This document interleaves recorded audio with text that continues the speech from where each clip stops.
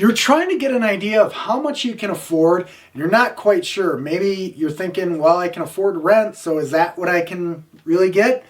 Or is it more, or maybe less? I don't know, but we're going to find out together. But wait, there's more. I got a free tool for you. Oh, yeah.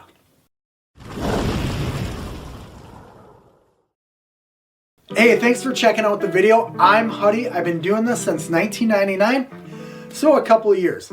Let's get cracking and talk about how we calculate these payments and what's the free tool. So debt to income ratio, that is something that gets thrown around a lot, and we really want to understand that there is a front end debt to income ratio and there is a back end debt to income ratio. For this video, we're only focused on the back end debt to income ratio. I feel that's going to be the easiest for you to kind of calculate what your payments are and if you can afford it or not without talking to a loan officer or a real estate agent. So that back end debt to income ratio, we want to use 50%. 50%. So keep that in your mind. The next thing we want to do is bust out a pay stub and actually see what you make. Now, when you're looking at how much you make, it's not the amount that gets deposited into your account. We want to look at your pre-tax. So when you're looking at your pay stub, you should have a dollar amount up there.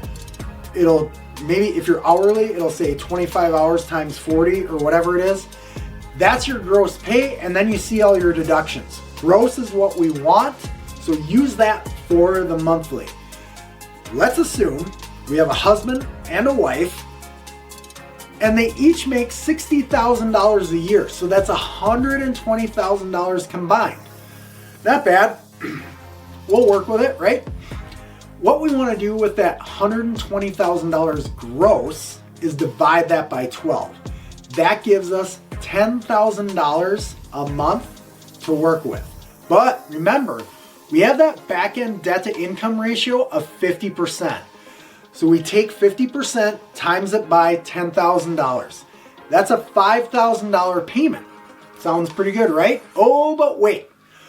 Because we're using a back end debt to income ratio, we need to subtract our car payments, our credit cards, and if we have student loans. We've got to get that out of there. So in this scenario, let's assume the husband and wife each have a $500 a month car payment.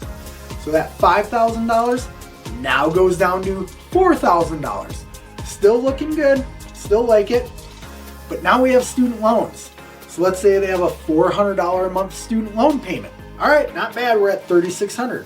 But now they have credit card payments. So we got to subtract, I don't know, $200-$300.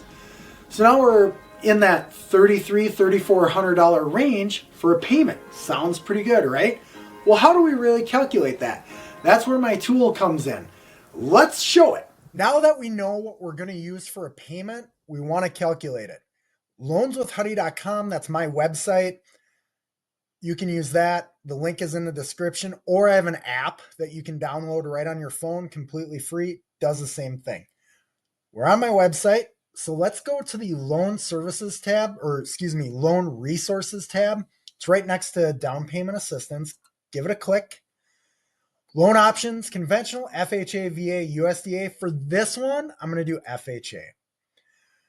For FHA, I give you a quick blurb, what the loan is, tell you what the down payment is, which is 3.5%. That's the minimum. You can do more.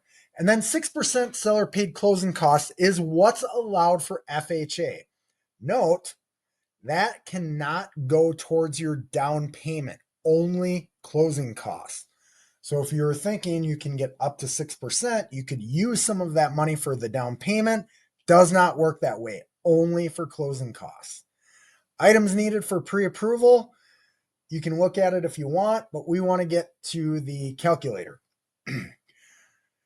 So we got an FHA loan preset in there, but I found a house 10 minutes from me for $285,000. So we're going to put in $285,000. You can put in a dollar amount or you can put in a percentage. I'm going to use a percentage because I know FHA requires at least 3.5% down. So that automatically tells us we need $9,975. if we wanted to make an offer or buy this house. Our interest rate, it's February 2025, kids. 7% would be a safe bet to put in there for now. Loan term, 30 years. Start date, you can put in whatever you want. Property taxes. This is a big one. They can vary from state to state, city to city, county to county. It really can change. So what you can do is if you're looking at houses, here's a picture of the house I'm using as the example. If you scroll down, this is homes.com. You can use realtor.com or Zillow, whatever you want. They all kind of do the same thing. This shows our taxes at about $32.20 a year. Roll back over here, $32.20. Our mortgage insurance, it's FHA, so put in 0.55. That's what the calculation is. Homeowners insurance, that's not $1,000. For this home, depending on where you live in the country, Minnesota is where I'm at, so I'm going to put in $2,200 for this house. It's not a townhome or a condo, so we don't need to put in an HOA. However, some single family neighborhoods do have an association. It's not a monthly charge. It could be an annual charge. So just pay attention to that. And note, if it's townhome or if it's a condo, there will be an HOA. Over here, you can see we get our payment amount, $2,407. Great. Odds are we're going to qualify for this house. That is your total payment. That includes mortgage insurance, taxes, and homeowners insurance. So that's what you're dealing with.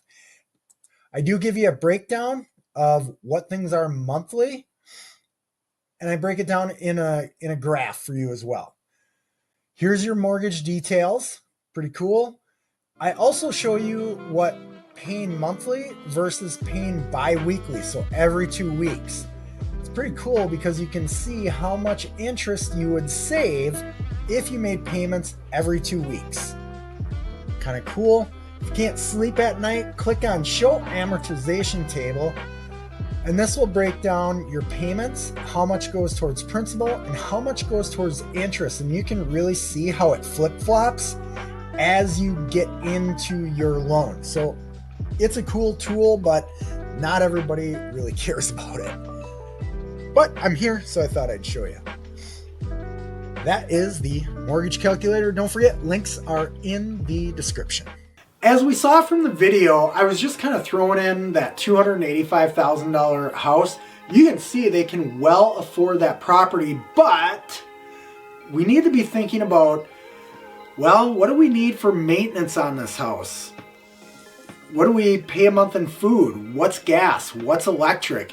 What utilities do we have? Are we just running internet off our cell phones, or do we need internet? Do we want cable or satellite TV? What do we have for subscription services? Factoring all those things in will help you figure out your budget. So free tip, little off script. If you're not sure what you're paying for, go back and look at 3 months of bank statements and actually see where your money's going. Okay, another video, but pro tip on that one. Okay, so you can see what you can afford by just plugging numbers in. Again, it's on loanswithhuddy.com. The link's in my description. So is my app. Again, the app's free, and I'm good in 49 states. Sorry, New York, you're a pain in the butt. But I can lend in 49 states. But remember, 50% DTI, that's based off your gross income. Don't forget to factor in your utilities when you're looking at your payments, looking at your bank statements, see what you're spending your money on, so you really get a good idea of what that budget looks like. If you have any questions, just drop a comment. If you subscribe, that'd be cool, but if you don't, that's all right too. Watch the next video.